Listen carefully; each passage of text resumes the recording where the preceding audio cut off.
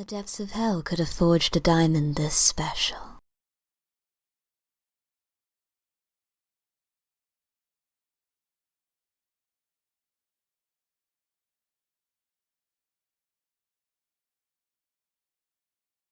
Yo, what up? We back. So we about to go do this huge stone order that we picked up out of the Uncasville. I am loaded on both sides. I think what I'm gonna do is, because the road is leaning, let me put on my fog lights. Since the road is leaning that way, I'm thinking about unloading the passenger side first, and then see how it goes from there. So let me just unstrap and then I'll move the truck. The last thing I need today is the truck flipping over if I take all the weight off of this side. Or you know what, let me move it now and then I'll move it back.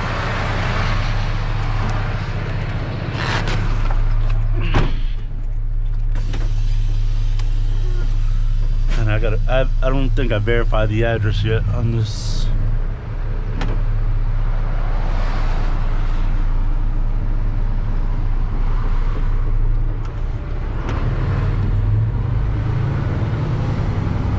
I'm gonna put my high beams on. Anybody that's coming around the corner.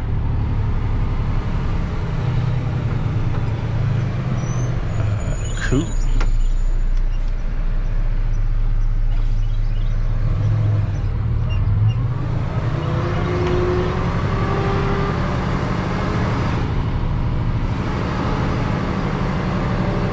And we'll go the truck over to the left some more.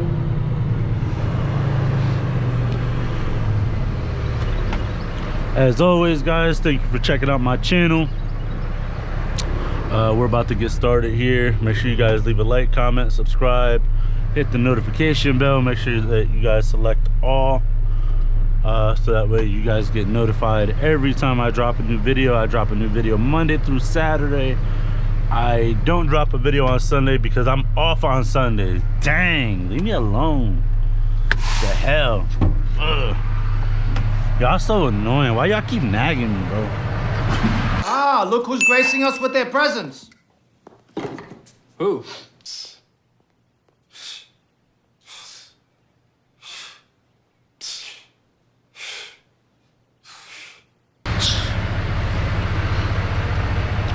Alright, let me just verify that this is the address. No need to drop off a bunch of good shit at an address that... Yep, this is it. So yeah, I'm gonna offload all of the passenger side, and then I should be able to get through here, but it might just be faster if I move the truck back to the other side. So I don't know, we'll see. But at least on this side I can offload. It's a little bit soft here, but I think the Moffett should be able to handle it. I think what I should do is just pull up like another, I don't know, 4 feet, just so that the Moffett can come behind the trailer as well, so I can offload the front this way, offload the back that way.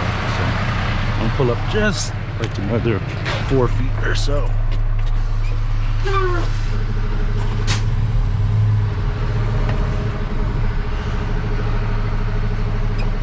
Perfect, that should be good. So right there. Let's get started.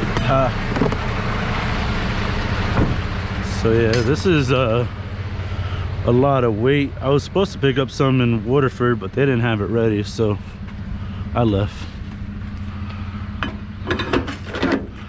And you know what? I'm gonna turn the Moffett on while we wait so it can warm up.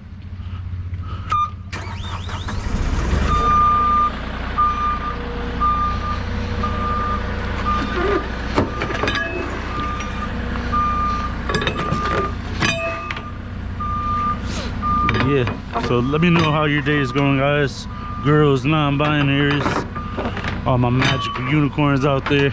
Let me know how y'all day is going, how your week's going, how your week has been. Leave it down in the comment section. say hi, say something, so I know you guys are watching, you know. I try to respond to almost all the comments that I know that aren't spam, or at least I don't think they're spam, but you know.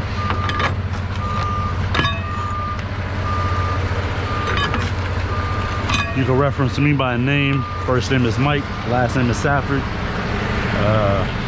Mike is fine, you can just call me Mike. Or Papa. You can call me Papa, I don't care.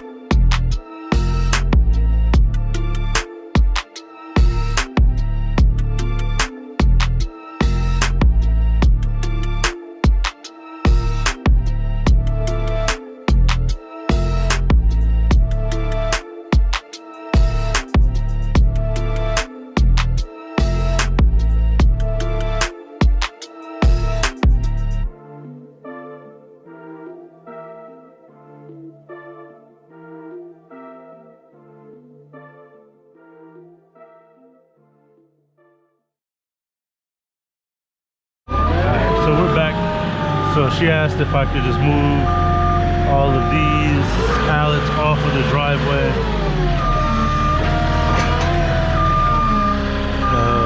Let's see.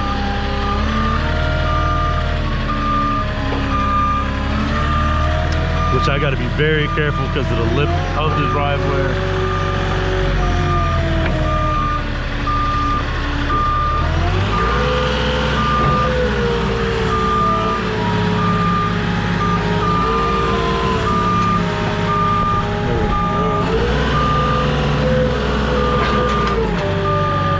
So when you guys are driving these forklifts, when in doubt, tilt forward, lift up. Or lift up, tilt forward. That's what I used to always tell the guys that I was training, because what happens is that the elbows of the forklift, they drag, and if they drag, you know, it's gonna be an issue because they could cause some serious damage. I remember I was training my buddy Chris,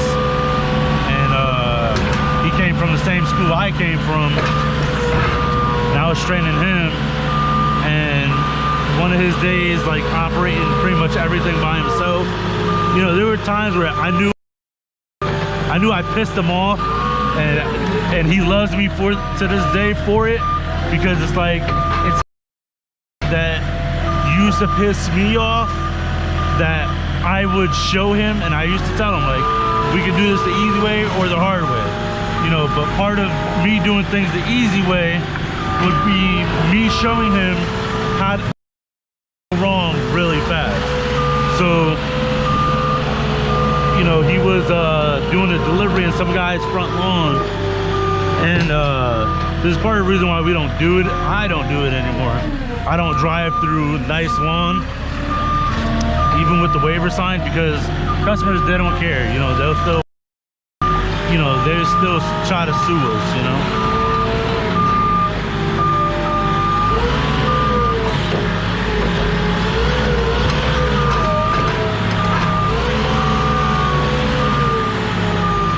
So I kept telling him, lift up, tilt forward, lift up, tilt forward, and listen, and what ended up happening, he drug his forks through the person's front lawn, and the elbows left some really deep ruts in the lawn, and the house was being worked on anyway, so I guess they just added to the list. But you know, I had to tell my old boss, who's now my business partner. So for this, guys, I'm gonna set the brakes, I'm gonna put the stabilizers down, then I'm gonna just push forward. Then I'm gonna set it down like all the way. Then I'll tilt back. I'll tilt forward, and then I'll pull my forks back. So now I'm just extending.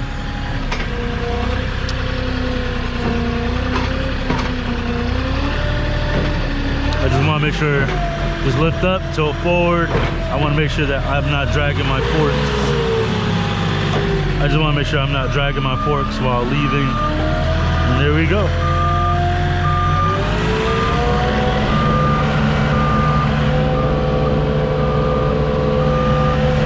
So yeah, so he like did that.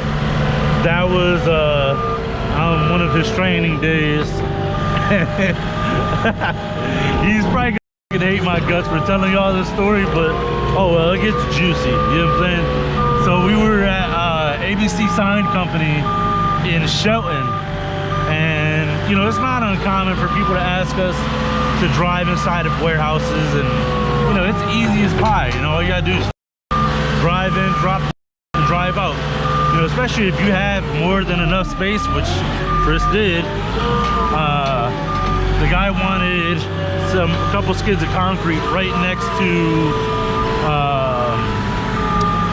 he wanted a couple skids of concrete right next to some boxes or whatnot. And Chris went over there and went to go drop off the skid of concrete. And my old boss Joe just gave Chris a talk and told him, like, hey, if you come up, make sure you stick around and offer to clean up, and maybe they won't charge us, you know.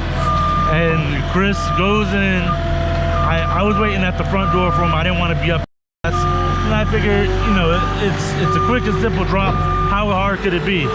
Chris goes over there and runs over all the boxes, and I'm like, how the f? And it made a huge explosion noise, like a huge burst of noise coming from the boxes. Come to find out, there were 8-foot T12 light bulbs, and in each box there were like 24 of them, and I think Chris ran over like 4 boxes of them, so there were like 6 light bulbs in total. Each light bulb goes for close to about 10 bucks. So at 10 bucks at 60, that's right about 600 bucks, give or take, not including taxes. So it was just nuts. And Chris like immediately brought the forklift to the front, went out to the truck, started smoking a cigarette. He was shaking, and so I'm inside, I'm talking with the guys. I was like, hey, you guys have a supervisor I could talk to?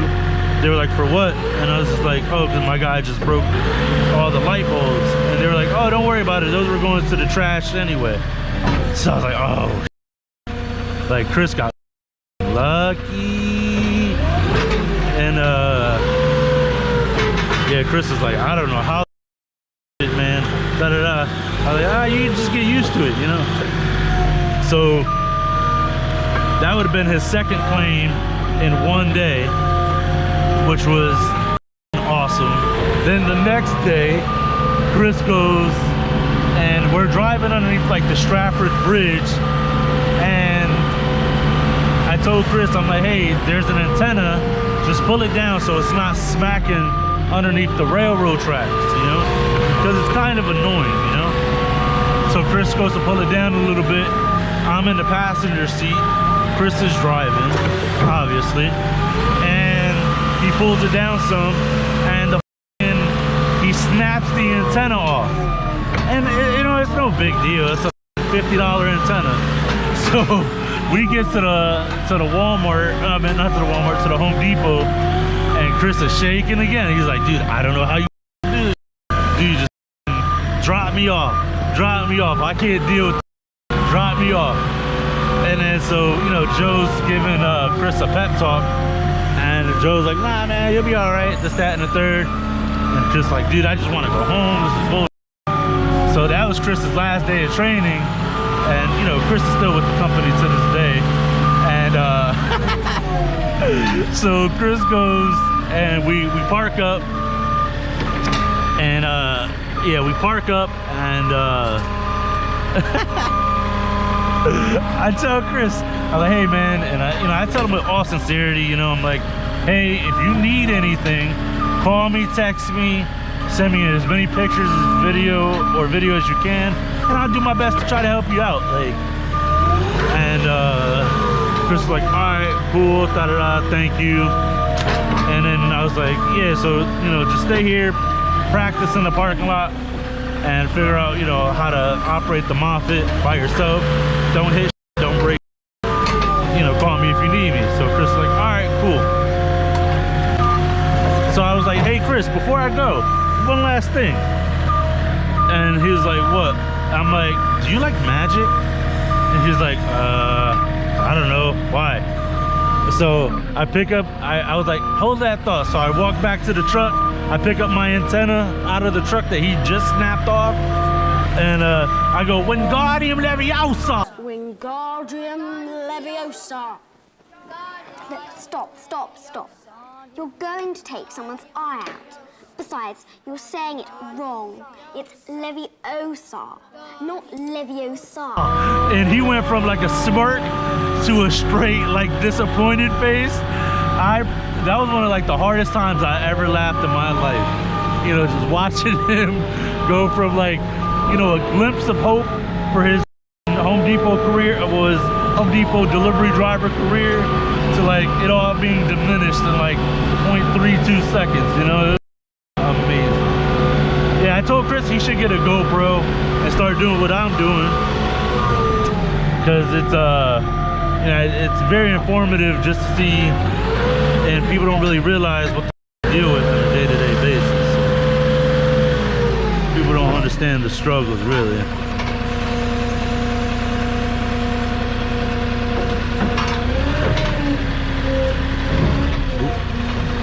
Just gotta tilt forward, lift up, tilt forward, lift up, tilt forward.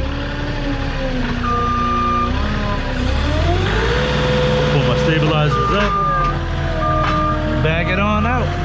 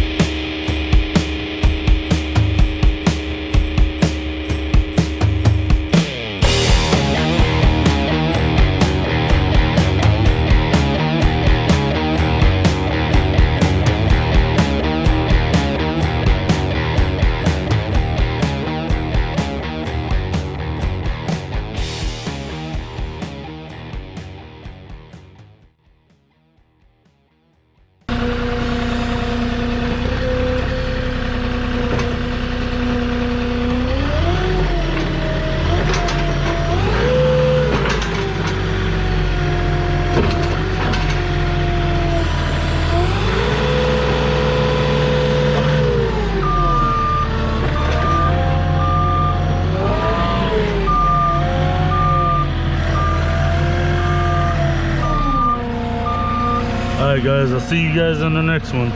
Later.